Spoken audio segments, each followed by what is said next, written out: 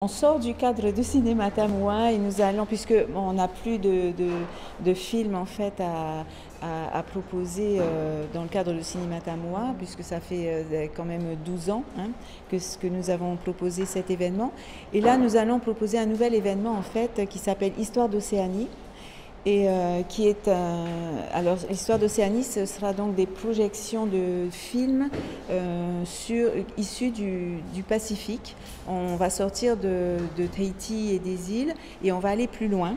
Et donc mercredi 19 avril, on va proposer pour la première fois la projection d'un grand film qui a été réalisé par Robert et Frances Flaherty et qui s'appelle Moana.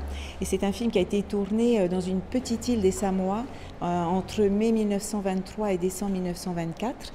Et ce film donc a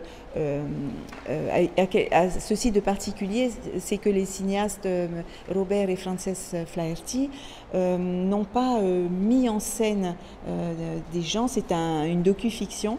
Ils se sont en fait installés au Samoa et ont vécu pas mal de temps là-bas. Ils ont observé la population, ils ont étudié un peu les us et coutumes de cette population. Et quand ils ont pris vraiment le temps de faire tout ça, et ensuite ils ont filmé. Et ils ont filmé en fait des Samoans dans leur propre rôle. Et ça nous donne des images tout à fait intéressantes et tout à fait incroyables de 1923, donc c'est quelque chose d'extraordinaire.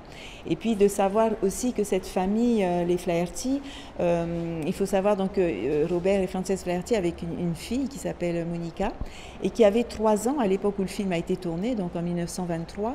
Et Monica est retournée sur la même île en 1975, accompagnée d'un cinéaste.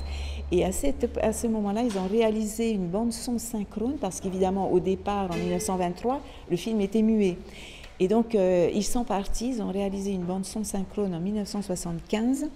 Et cette bande-son donc, a été par la suite restaurée, notamment par l'arrière-petit-fils des Flaherty. Et c'est un film Moana donc, qui a été diffusé pour la première fois pour la première fois à New York en 1926 et une fois restauré en 1981 à la Cinémathèque française avec le titre Moana with Sound, puisque du coup il y avait une bande-son. Et la version que nous allons pouvoir découvrir le mercredi 19 avril, c'est une version qui a été entièrement restaurée.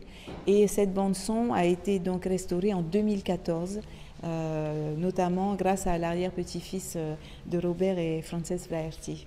C'est un film dans lequel on va pouvoir voir dans un petit village, notamment un jeune couple, Moana, qu'on va voir en situation où il va se faire tatouer, puisque ça va être un rite pour passer à l'âge adulte.